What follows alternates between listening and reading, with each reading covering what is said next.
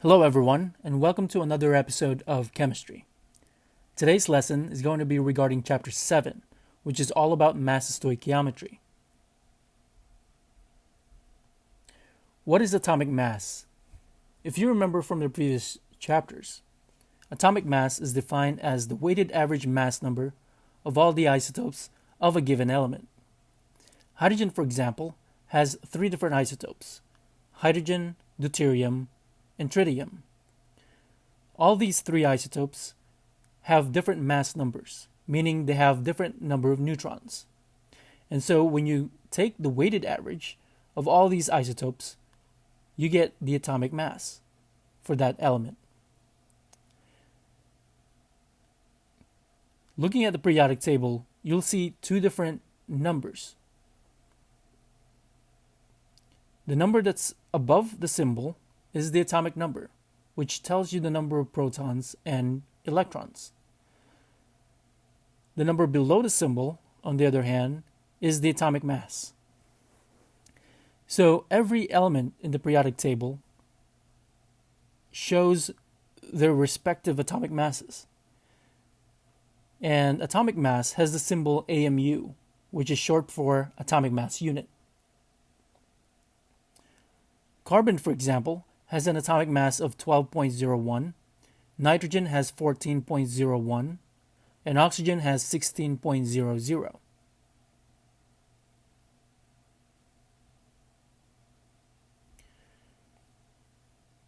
Formula mass is different from atomic mass, but they're related. Formula mass is defined as the average mass of an individual molecule or formula unit. In other words, it's the sum of the atomic masses of the atoms in a single molecule or formula unit. Formula mass is also known as formula weight, molecular weight, or molecular mass. So all of these terminologies here are all interchangeable.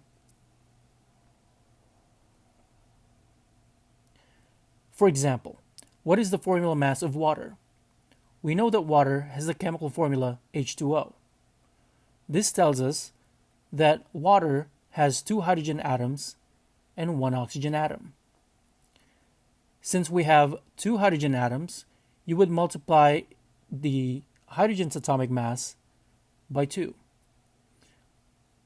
Likewise, because we have only one oxygen atom, you would multiply the atomic mass of oxygen by 1. To get the formula mass of H2O, all we have to do is add up all the numbers. In this case, we get 18.02 AMU. Here's a few examples on how to determine the formula mass of the following compounds. The first one here is K2CO3, or potassium carbonate. Since we have two potassium atoms, you would multiply the atomic mass of potassium by 2. We have 1 carbon and 3 oxygen. You can set up your formula as shown here. So we have 2 times 39.10, which is the atomic mass of potassium, 1 times 12.01, which is the atomic mass of carbon, and 3 times 16.00, which is the atomic mass for oxygen. Adding them all together, we get the formula mass of potassium carbonate, which is 138.21. We can do the same thing for the next problem here. We have H2CO. How do we determine the formula mass of this compound? So here we have 2 hydrogen atoms, 1 carbon, and 1 oxygen. And now all you have to do here is to add up all the numbers to get the formula mass of the compound, which is 30.03. Sodium carbonate has 2 sodiums, 1 carbon, and 3 oxygens. So the formula mass is equivalent to 2 times 22.99 plus 12.01 plus 3 times 16. And here we get a total of 105.99 atomic mass unit. The last one here is magnesium nitrate. We have one magnesium atom and two nitrate ions, which means that we would have to multiply the subscript outside the parentheses by the number of atoms inside the parentheses. So for nitrogen, that means we have two nitrogen atoms and a total of 6 oxygen atoms. Magnesium has an atomic mass of 24.31, nitrogen has 14.01, and oxygen has an atomic mass of 16.00. Adding them all together gives us 148.33.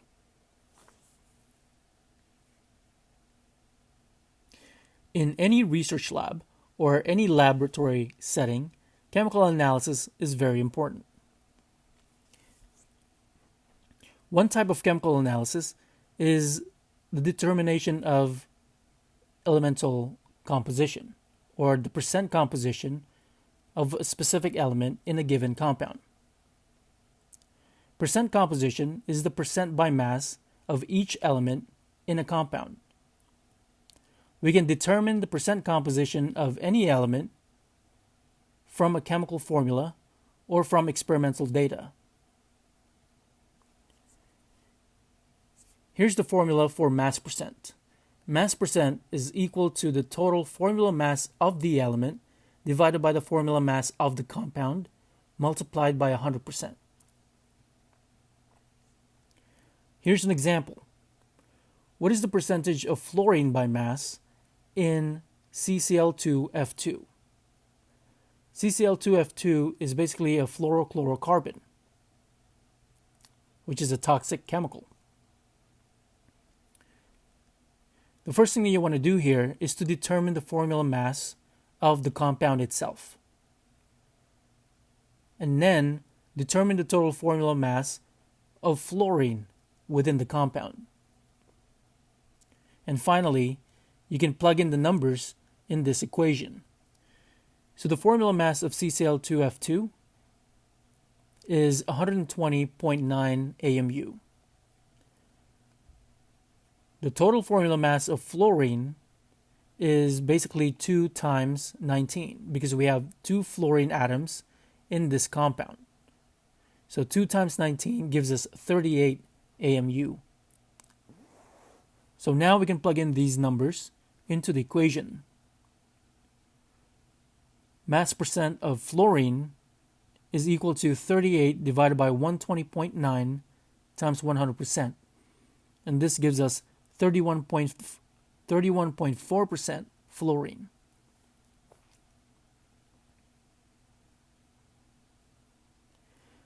Here's another example. Octane, which is a component of gasoline, has the molecular formula C8H18. What is the percent composition of carbon and hydrogen in octane? So here, octane contains 8 carbons and 18 hydrogens. And so we can easily determine the formula mass of this compound. So the total formula mass of carbon is 96.08 AMU because we have 8 atoms of carbon multiplied by the atomic mass of carbon, which is 12.01. We can do the same thing for hydrogen. Hydrogen in octane contains 18 atoms. Multiply that by the atomic mass of hydrogen, which is 1.01, gives us 18.18 AMU.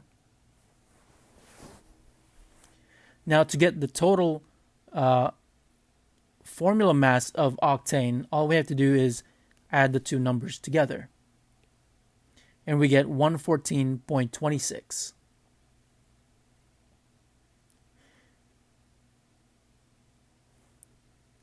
To determine the percent carbon in octane, All you have to do is plug it into the equation, to the formula.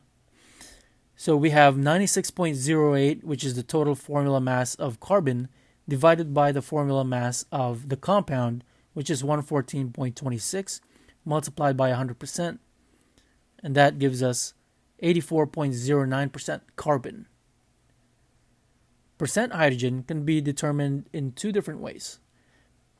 Since this compound only contains two elements, carbon and hydrogen, you can simply subtract 84.09% from 100%, and that would give you percent hydrogen. Or you can also just plug it into the formula for mass percent. So percent hydrogen is equivalent to 18.18 divided by 114.26 multiplied by 100%, and that gives us 15.91% hydrogen.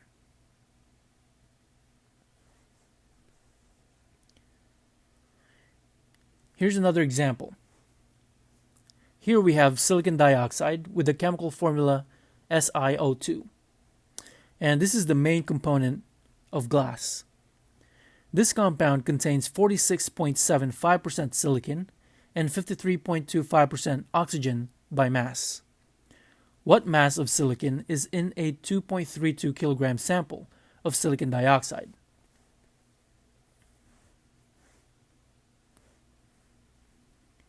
So this problem tells us that we have 46.75% silicon in silicon dioxide, and we know the formula for the mass percent of silicon, which is given on the left-hand side. Percent silicon is equal to the mass of silicon divided by the mass of silicon dioxide multiplied by 100%. So we're trying to determine the mass of silicon. So we can rearrange this equation on the left-hand side.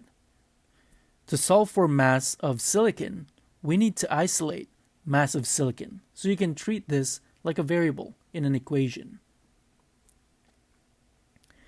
So the first thing you want to do here to isolate mass of silicon is to divide both sides by 100%.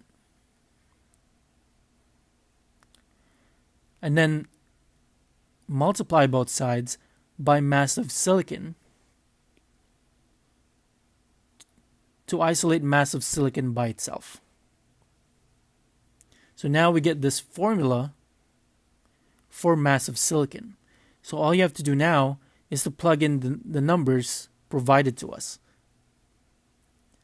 For the percent silicon, we have 46.75% divided by 100%, and then multiply this by the mass of silicon dioxide, which is given to us, 2.32 kilograms.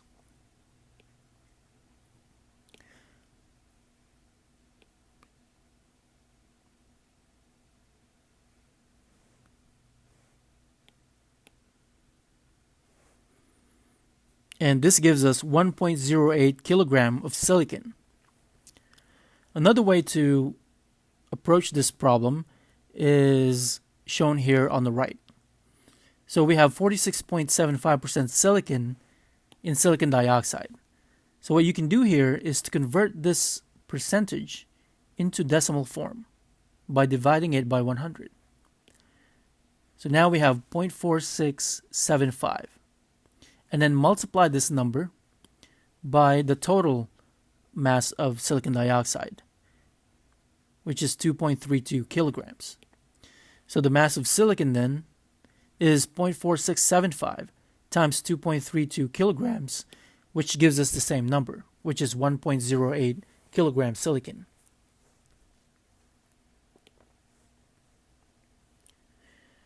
And here's another example. Here we have acetaminophen, which is a painkiller. This compound has this chemical formula shown here, which is C8H9NO2. What is the percentage by mass of carbon, hydrogen, nitrogen, and oxygen in this compound? So again, we can analyze this chemical formula for acetaminophen. This tells us that we have 8 carbon atoms, 9 hydrogen atoms, 1 nitrogen atom, and 2 oxygen atoms. We can easily determine the formula mass of this compound.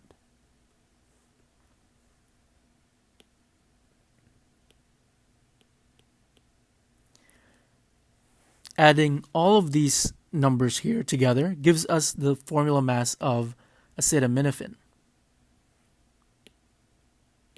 which is 151.18 atomic mass unit.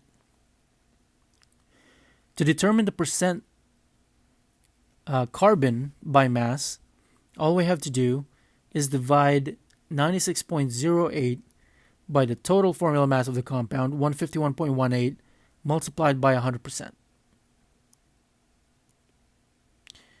In this case, we get 63.6% carbon.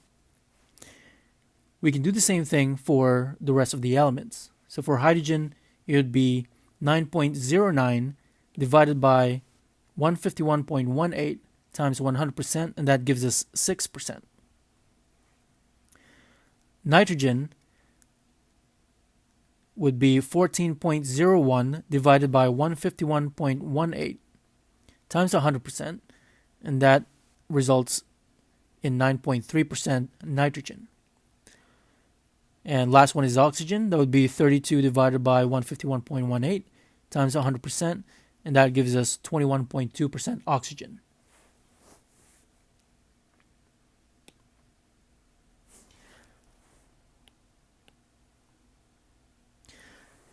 Here's the last example. Here we have table sugar, which is basically sucrose, is a covalent compound with the formula C12H22O11. What is the percentage by mass of carbon in table sugar? And what mass of carbon is present if we have 2 kilograms of table sugar? So the chemical formula for sucrose is C12H22O11.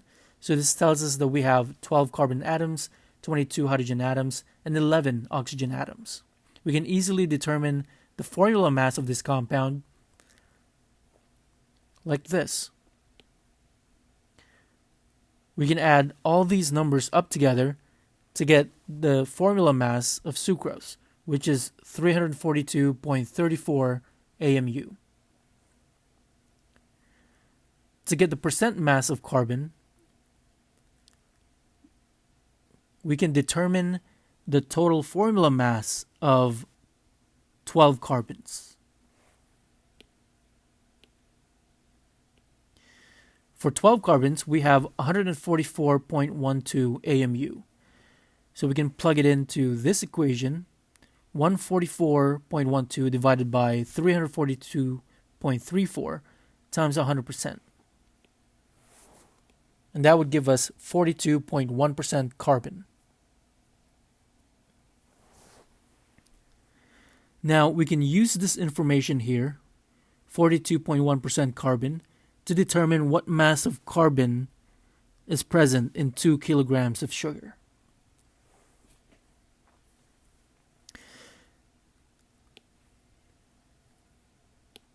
So what we can do is we can convert this percentage, 42.1%, to decimal by dividing it by 100.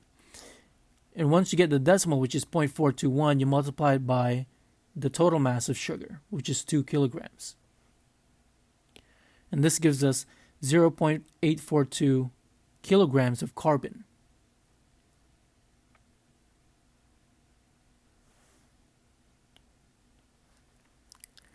In many chemical reactions, chemists need to know the number of atoms in a given sample. The reason why is because in chemical reactions, the reactions happen between atoms and molecules.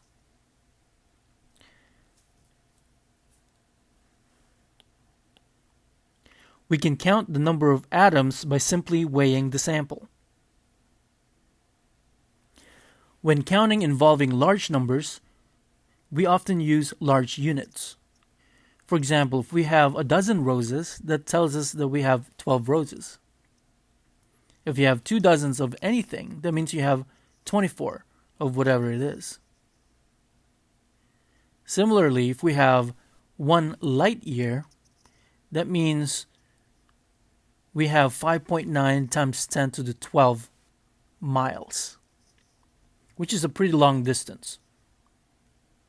If we have 5 light years, you multiply 5 by 5.9 times 10 to the 12th power, which gives us 2.95 times 10 to the 13th power number of miles.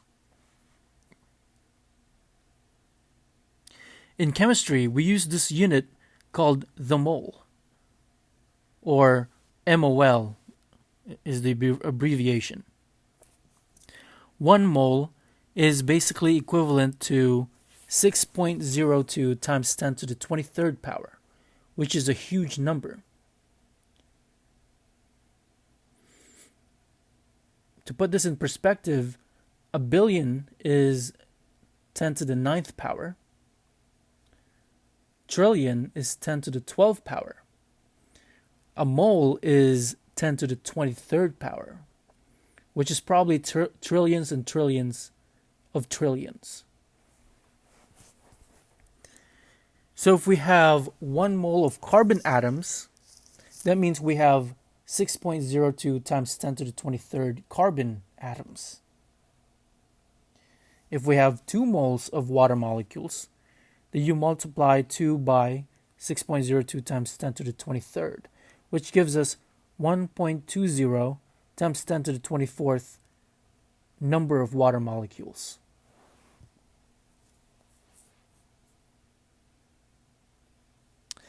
This number right here, 6.02 times 10 to the 23rd, has a name.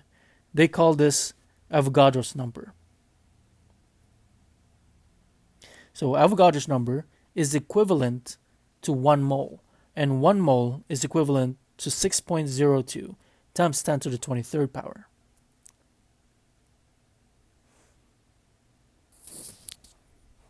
All right, let's go ahead and talk more about moles. The unit mole is very important in chemistry because it relates the number of atoms to mass in grams. And it allows us to express the masses of atoms and compounds in grams. For example, 1 carbon atom has a mass of 12.01 AMU. And this is the element's atomic mass. And 1 AMU, 1 atomic mass unit, is equivalent to 1.66054 times 10 to the negative 24th grams. So, can you convert 12.01 AMU to mass in grams using this equivalence? Yes. So when you do that, we get 12.01 grams. So you get 12.01 grams for 1 mole of carbon atoms. So to calculate that, all you have to do is multiply 1.66054 times 10 to the negative 24 grams times 12.01 AMU multiplied by Avogadro's number, which is 6.02 times 10 to the 23rd power. And that will yield 12.01 grams. So that means that if we have this many carbon atoms, the total mass is going to be 12.01 grams.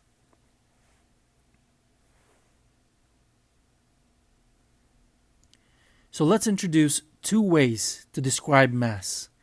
The first way is via atomic scale, right? The atomic mass.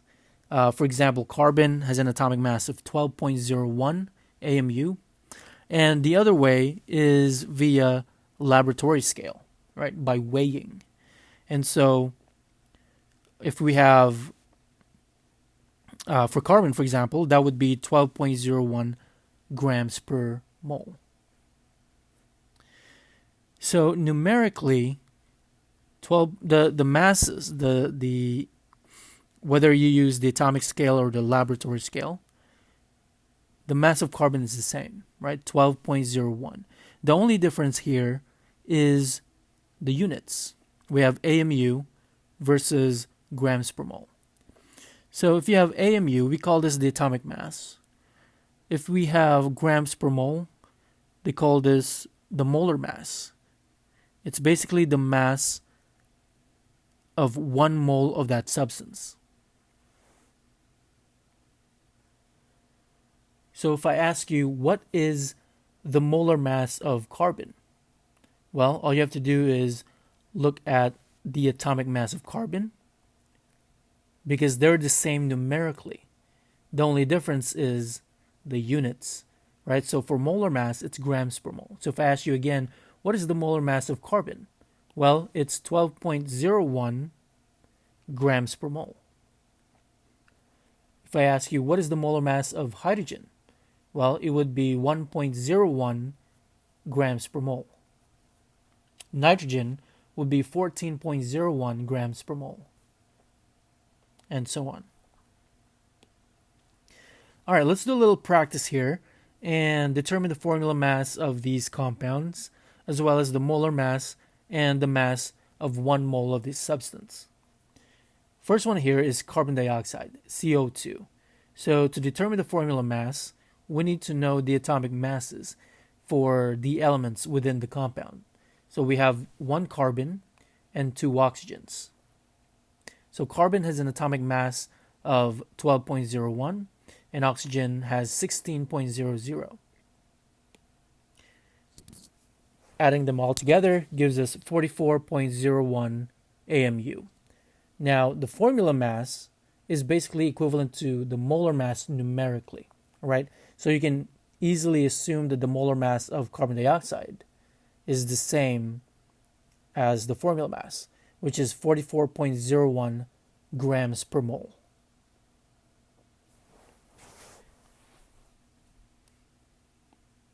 And for the mass of 1 mole of carbon dioxide, it's all right here. If we have 1 mole of carbon dioxide, it would weigh 44.01 grams. Now let's look at water here, H2O. We have 2 hydrogens and 1 oxygen. So this gives us a formula mass of 18.02 AMU. And for the molar mass, it would also be 18.02, except the units will be in grams per mole. Mass of 1 mole of water would be 18.02 grams. All right, and you can do the same thing for the rest here. They're basically all the same numbers. We have glucose, oxygen gas, and argon.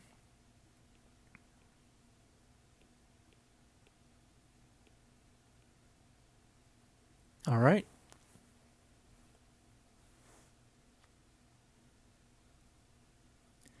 So, knowing the information regarding moles, molar mass, and Avogadro's number allows us to basically convert between grams, moles, and number of particles. Number of particles or number of atoms, number of molecules. So this basically allows you to convert from mass in grams to number of moles. In order to do this, you would need information regarding the molar mass of the compound, because the molar mass is in units of grams per mole. For example, if we have 10 grams of water, how do you convert this to moles of water? The first thing you want to do here is to get the total molar mass of water. The molar mass of water is 18.02 AMU, or grams per mole.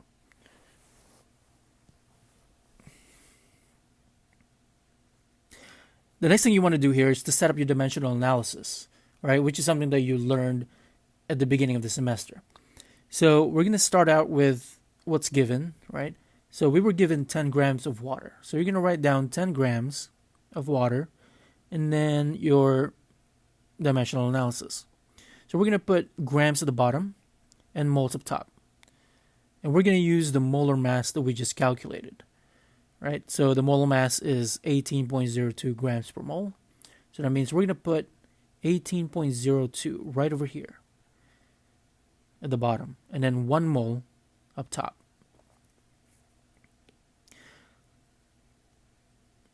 Now, performing the analysis here, you can see that the units would cancel out, right? Grams over here and grams at the bottom.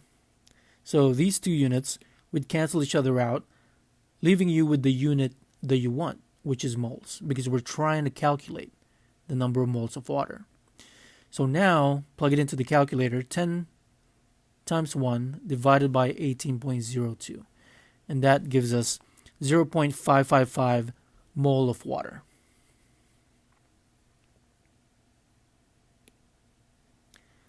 Sometimes you would have to find the mass of a compound from given number of moles. Right. So when you're converting between moles and grams, you always need one important information, which is the molar mass of the compound. So let's look at an example here.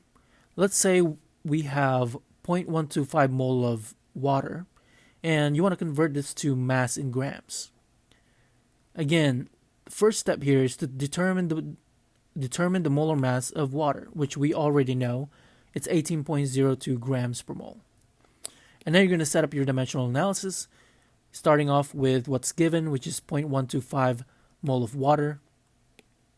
And this time, we're going to put moles at the bottom and grams up top, because we want the moles to cancel each other out, leaving us with the unit that we want, which is grams. Okay, so we're going to use this information. Molar mass is 18.02 grams per 1 mole. So moles will cancel each other out. Now all you have to do is multiply 18.02 by 0.125. And this gives us 2.25 grams of water.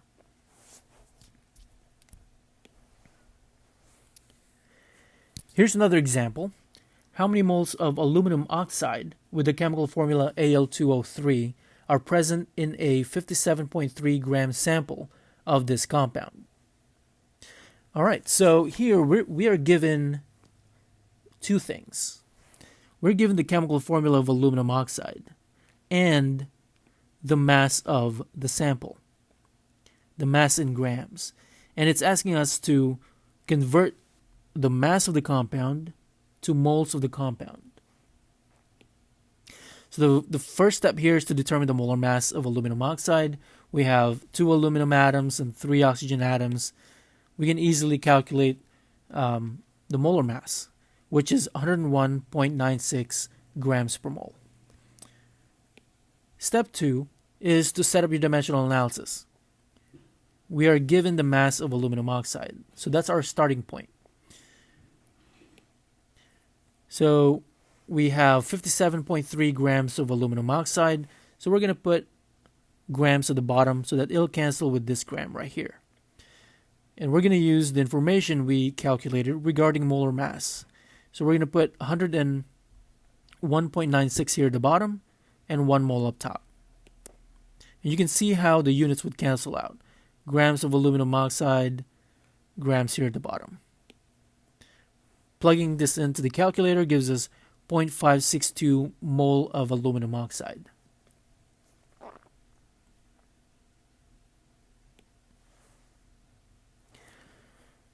Here's another example. A sample contains 0.281 moles of potassium sulfate, K2SO4. What is the mass in grams of potassium sulfate in this sample? So again, we're given two things here. The chemical formula, which allows us to determine the molar mass of the compound, and the number of moles of the compound. So now this is our starting point here. Number of moles of the compound. So again, the first step is to determine the molar mass of potassium sulfate, which in this case is 174.26 grams per mole. Second step is to set up your dimensional analysis. Again, our starting point here is the number of moles. So write down 0.281 moles of potassium sulfate, and you're going to put mole at the bottom and grams up top. Okay, and the moles would cancel each other out, And all you have to do now is multiply the two numbers together. So 174.26 times 0.281 gives us the mass of potassium sulfate, which is 48.97 grams.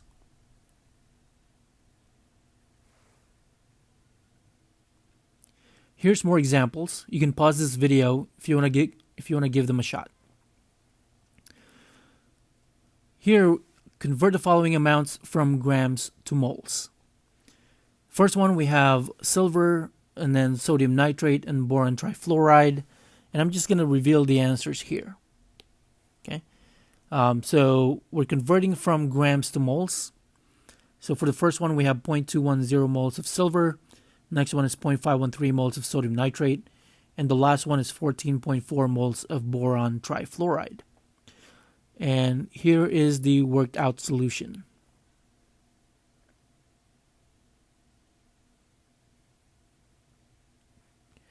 Here's a few more examples. Again, you can pause this video if you want to work on them independently.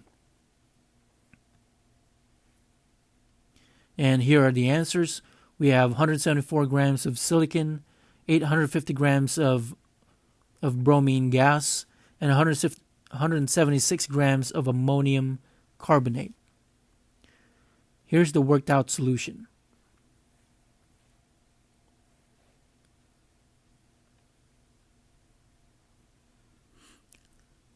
Here's a slightly more challenging example here. A chemist has a sample containing 42,300 grams of sulfur trioxide with the chemical formula SO3. How many molecules of sulfur trioxide are present in this sample? So now it's asking you the number of molecules of the compound, right? So now we're going to incorporate the Avogadro's number in this problem. So here's a diagram basically showing you the step-by-step process here. So if you're given the mass in grams, then your starting point would be right over here, the mass, right? And to get to the number of atoms or number of molecules, you would have to convert it to moles first, convert the mass to moles, and then from moles to number of atoms.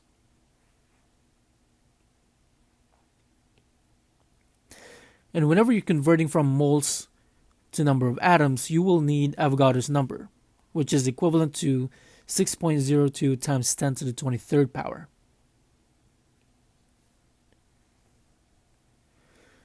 So again, the first step here is to convert mass to number of moles, and then from moles to number of molecules.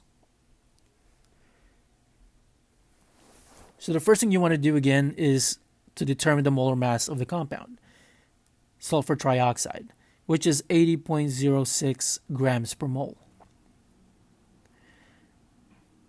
And then you're going to set up your dimensional analysis, and we're going to try to convert the mass here, grams of sulfur trioxide, into moles of sulfur trioxide, because that's the step here, right? The first step is convert mass to number of moles, and then from number of moles to number of molecules. All right, so the molar mass is 80.06. Grams would cancel out, and we're left with moles of sulfur trioxide. So we don't stop here. We're going to keep going, and for step number 3, we're going to add another train track, right? So we're adding this train track right here, another conversion factor, if you remember that terminology, which basically converts moles, right? Converts the number of moles to the number of molecules. So you can see how the units would cancel out here. So all you have to do now is multiply all the numbers up top divided by all the numbers at the bottom. And that gives us 3.18 times 10 to the 26 number of molecules.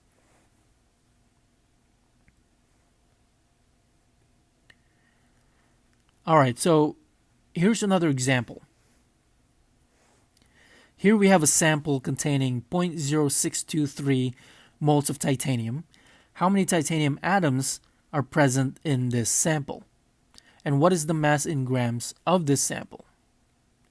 So again, here's the step-by-step process, right? Typically, you would convert the mass of the sample to moles of the sample, and then from the moles of the sample to number of atoms. But reading this scenario here, we're already given the moles of titanium, right? Not the mass of titanium. So that means we can skip this part right here. We don't have to convert from grams to moles because we already have the number of moles. So we can skip that part and move on to the next part, which is from moles to number of titanium atoms. And from here, you can go back to the mass of titanium atoms because it's asking you what is the mass in grams of titanium. So if you're given the number of moles of titanium, you can easily convert that to grams using the molar mass of titanium. So regardless, this is our starting point here. All right, so the first thing again that you want to do is to determine the molar mass of titanium. Looking at the periodic table, that gives us 47.87 grams per mole. The next step is to set up your dimensional analysis. We can calculate the number of atoms first, if you like, and that would require the number of, or Avogadro's number, which is 6.02 times 10 to the 23rd power. All right, so we're going to set up your dimensional analysis. It looks like we can convert number of moles to mass first. So the molar mass is 47.87, so we can put 47.87 up top and then 1 at the bottom. Moles would cancel each other out, and that gives us 2.98 grams of titanium. So that answers the second question here.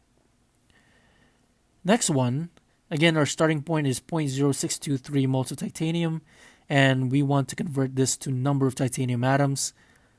So that means we're going to need Avogadro's number. So we know that Avogadro's number, 6.02 times 10 to the 23rd titanium atoms, is equivalent to 1 mole of titanium atoms. All right, so the number of moles would cancel out, and plug this into the calculator, and we get 3.75 times 10 to the 22nd number of titanium atoms.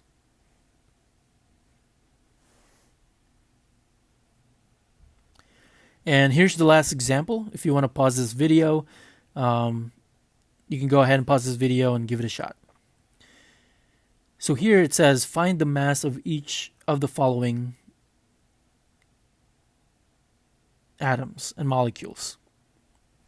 So the first one, we have 1.83 times 10 to the 24th number of iron atoms. And the second one, we have 3.21 times 10 to the 21st methane molecules. So you're starting at the very end, right? So you can convert the number of atoms to number of moles of iron, and then from the number of moles to the mass in grams. All right, so I'm going to go ahead and reveal the answers here. So you can do the same thing for methane molecules, right? You're starting off with molecules and then moving to moles, number of moles of methane, and then to the mass of methane.